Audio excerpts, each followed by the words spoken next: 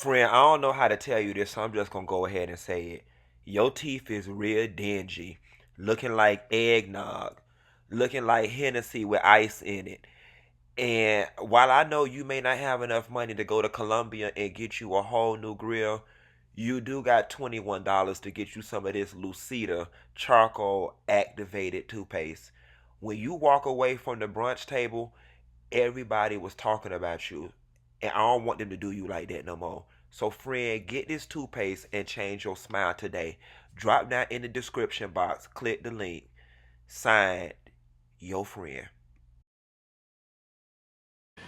So the girls have been blowing me up about this Tamar Braxton interview with Tamron Hall.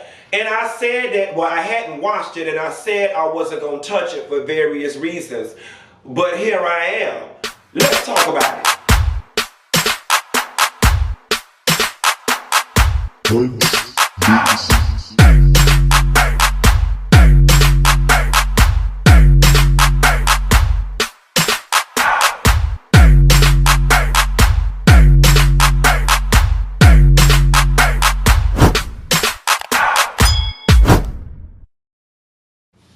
Now, so girl, it is 5:16 in the morning. I've been up since 3 o'clock in the morning. Lately, I've been having these crazy ass dreams that been waking me out my sleep. And in this last dream I just had, Dr. Jackie was 77 years old and lost inside of Walgreens with dementia. And it was just so weird that it made me wake up. And I don't know for the life of me why I'm dreaming about Dr. Jackie, but you see how random it is. Nevertheless, I couldn't go back to sleep, so I got up, I got me some sweet tea, washed my face off. I was playing around with my YouTube analytics, and then I saw a Tamron Hall interview, part 1, Tamar Braxton. And I said, well, hell, it's 3:30 in the morning, all the bars closed. Miss Kenny probably somewhere retiring her kiki. Let me just watch this. And unbeknownst to me, I did not think that it would bring me to chorus so much so that I'd get up, brush my teeth, wash my face, gargle out my throat, and come do a video. Y'all see how easy it is to get a video out of me when I'm moved by something? Which lets you know when I get absent for a while, that just means I'm uninspired. Nevertheless, I wanted to do this video because I think much of what was discussed in the interview transcends Tamar Braxton, and there's a bigger life issue to be discussed amongst us all. Originally, I said I wasn't interested in doing it or reviewing it. And if y'all notice, you know, all the Tamar headlines that have been in the news recently, I haven't said anything about them.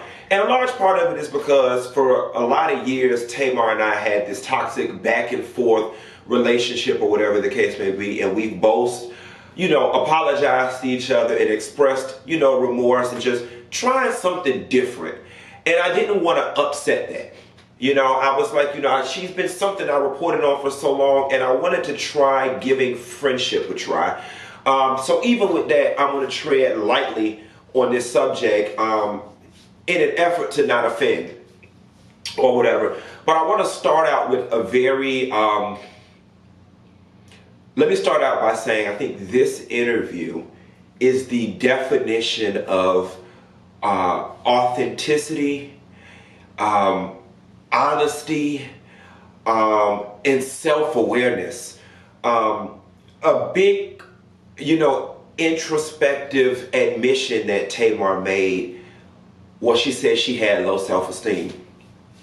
And that's kind of where I want to start as we build this conversation, right? For me, in hindsight, when I look back at why the version of Tamar that we saw on reality TV always annoyed my soul, is because I was always able to look at it from episode 1 and say to myself, that's not real. This person, this character, this is not real. And what happens, y'all, is when you show up in the world not as who you really are, people fall in love with what you're not. When you show up in the world not as who you really are, people fall in love with what you're not. And that's what happened to Tamar. The world, and more importantly, the network, fell in love with what she wasn't. And oftentimes when you show up in the world not as who you are, it serves a purpose.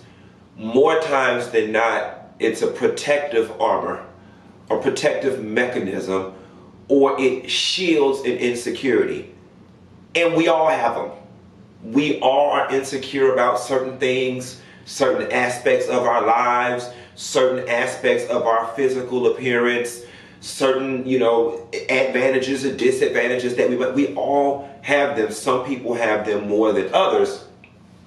But when you have to put on all this body armor to show up in the world, it speaks to a larger issue. And here is something that I have to work on, because I was very triggered by it all when it would come on TV, and the antics and the this and the flamboyancy, if that's a word.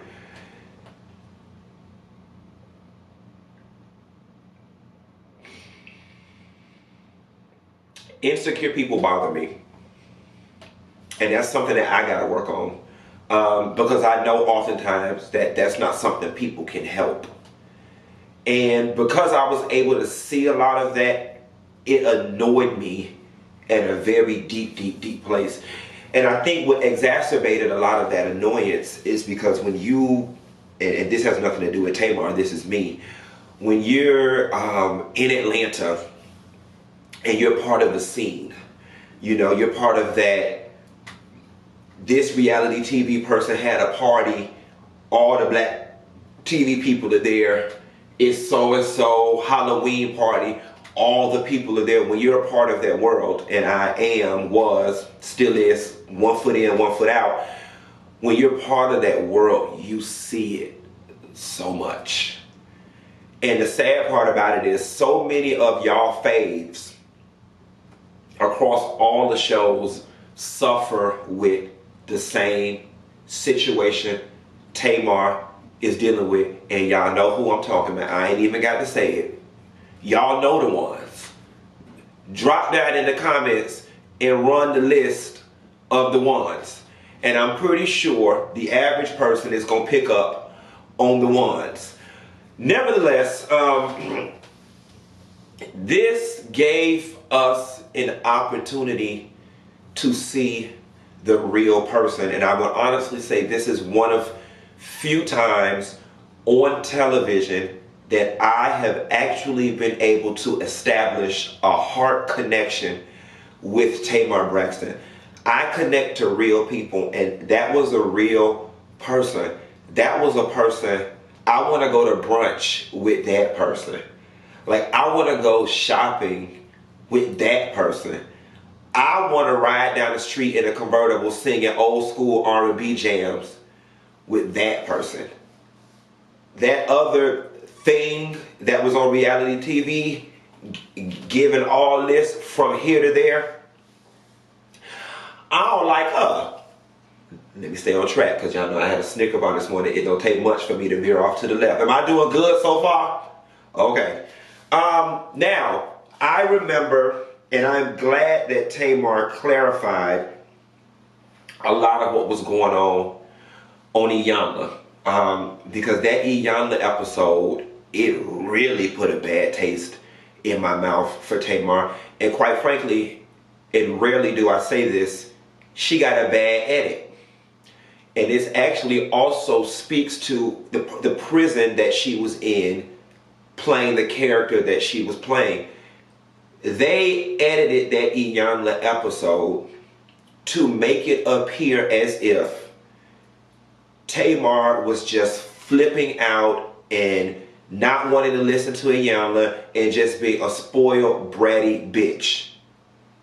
They skewed that interview in that direction.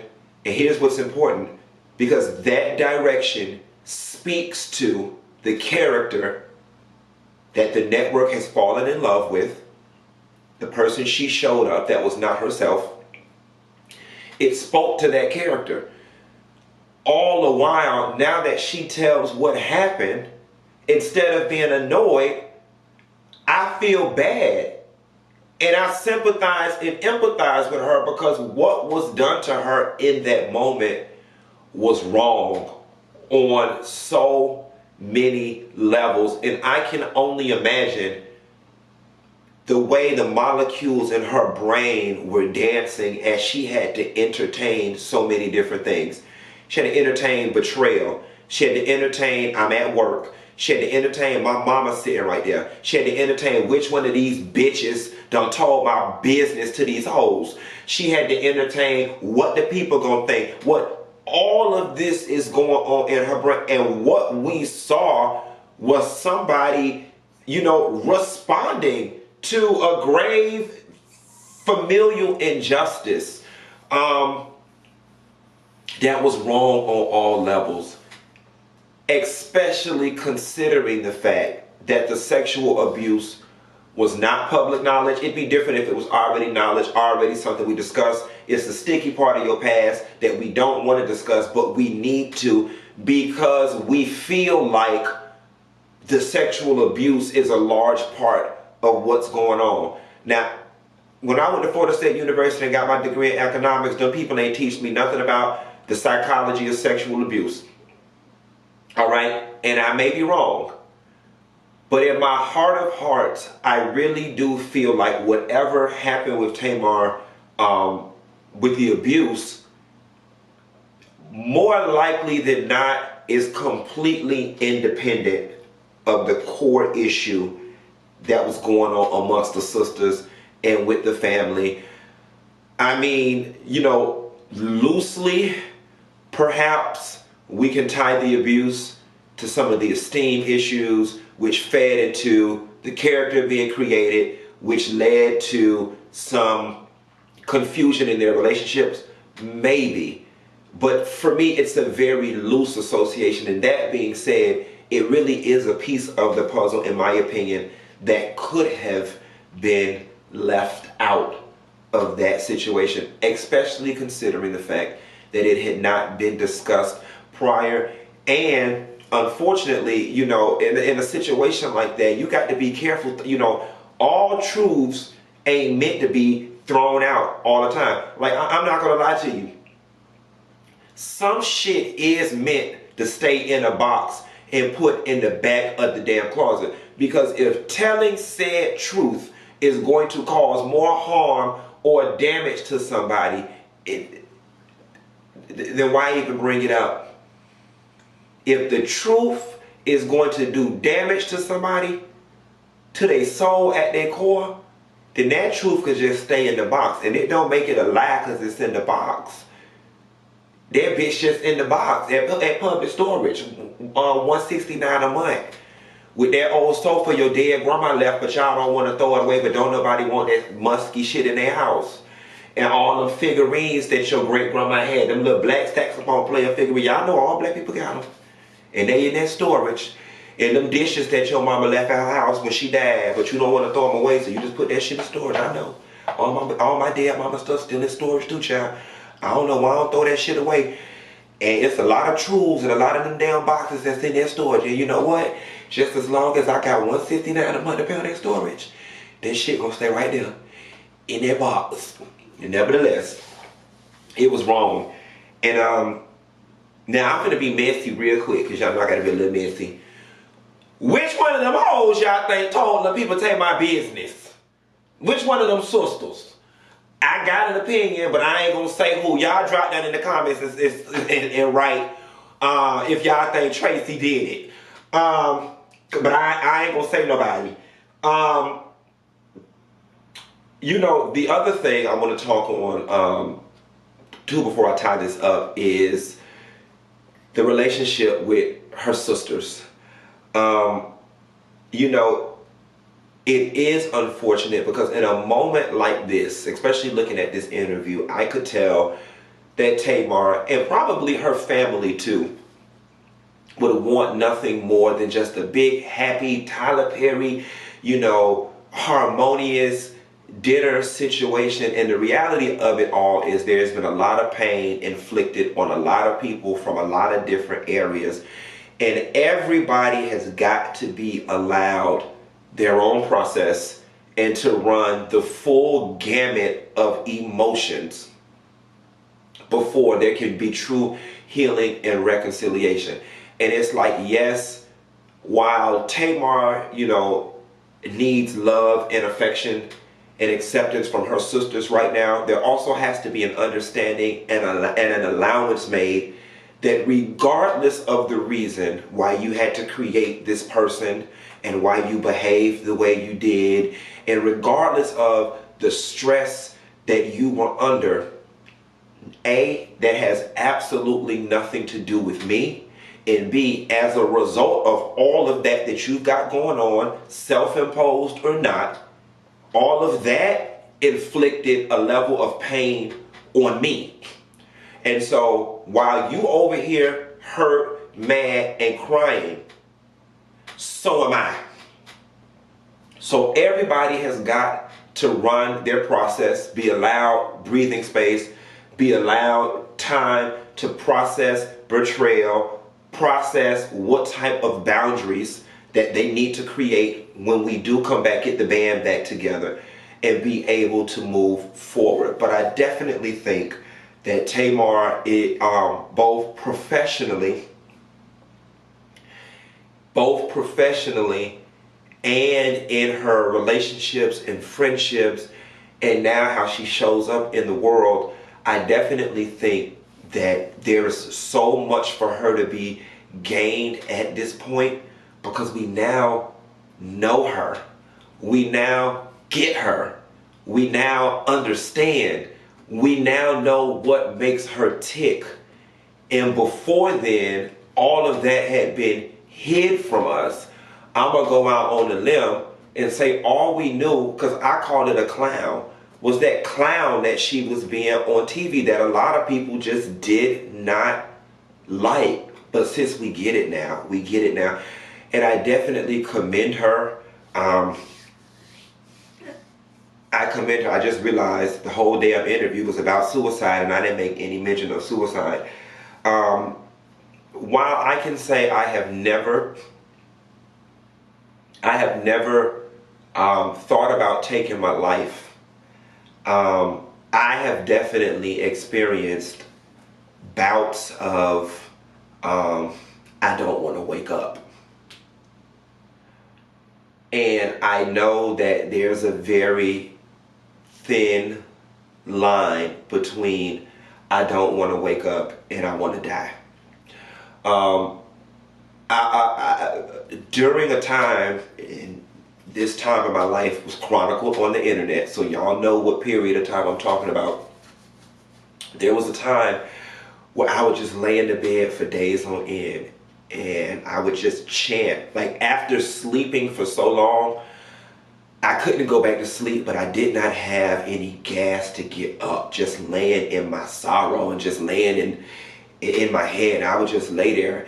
And oftentimes I chant or I meditate or I focus on something to fall back to sleep. And I was chanting, I don't want to wake up. I don't want to wake up. I don't want to wake up. I don't want to wake up. And literally one of those times, I don't want to wake up. I don't want to wake up. I don't want to wake up. I want to die.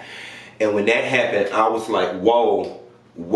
It scared the shit out of me, because once you start to let your mind, or not even once your mind starts to go there, you can potentially do some shit that's irreversible. And it was that moment when I was like, no, the devil is a lie. And that is when I got up, and that's when I started therapy, because it can happen to anyone.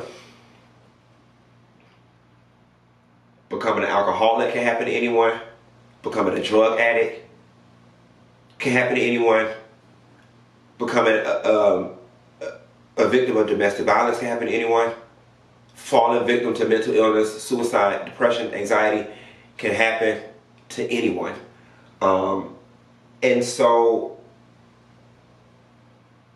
while I can't relate to wanting to take my own life or acting on it, I can relate to being so overwhelmed and so overcome with emotion and misplaced thoughts that you just can't breathe. Like that feeling she was talking about of not being able to breathe. I know that feeling all too well.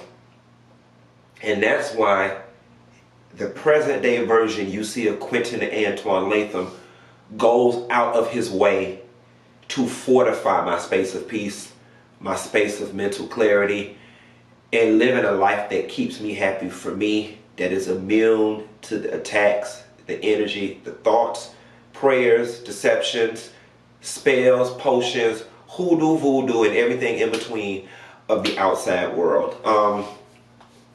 So y'all, the moral of this story is start showing up as your authentic self. And some may say, how do I do? How do I know who my authentic self is? Your authentic self is that bitch that when you wake up in the morning, before you even brush your teeth, and before you pee, and when you walking like this, blinking your eyes, trying to focus, and flip the light. When you flip that light, that person right there, when that light come on, that's your most authentic self. And then as we start to go through our morning routine, we start putting on our armor. All right, brush my teeth. I drank my coffee, which is my magic potion that helped me transform into this version of myself that I'm not. Then we put on our hair, and we put on our best clothes, and we put on, and then before you know, by the time you get your car keys and you walk out that door, you done became you 2.0. Leave her home. Just be her in the bedroom. You could put all that stuff on, but still be that girl that you were when you flipped that light switch on and looked in the mirror. That's her. That's the one, that's the person who was put here to conquer the world. Not that other thing you go to the office and be that don't nobody like. Nevertheless, great interview. I'm wishing Tamar and her sisters you know, I'm not gonna lie, and I know it'll never happen, but now that a lot of truths have been put on the table and we can now deal in the truth, I'm not gonna lie, I would love to see another Iyanla episode. And while I know reality TV probably is not the healthiest thing for this particular family, just my own selfish desires, I definitely think now, because we're dealing with all the factual cards, that some healing can be brought about. Nevertheless, this is getting lengthy and I need an Eggo waffle and some bacon. I will call y'all later. Happy Saturday. Happy Halloween. Oh, and yeah, I ain't going nowhere for Halloween tonight because I refuse to be out with crazy motherfuckers, and it's a full moon and COVID. Honey. I don't know if this candy corn or damn, who man is this texting me in fact? I'm right down the street. You better stay there. Let me get off the line, put some clothes on. Y'all see I got my, y'all can't see, I ain't got no clothes on. Somebody say, ooh, child, who this